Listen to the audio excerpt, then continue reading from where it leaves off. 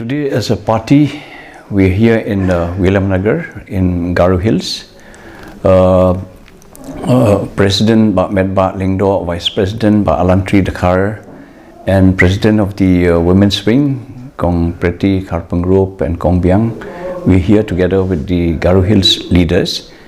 And in today's meeting, we have taken a decision to call for applications for candidates to contest the Garo Hills Autonomous District Council elections, and the last date for receiving the applications will be on the 23rd of this month. And we have entrusted all the district presidents and secretaries of the different districts comprising of 5 districts of Garo Hills to send their applications or for the applicants to send their applications to the district president or to the special committee members in charge of the election, or to the general secretary of the party.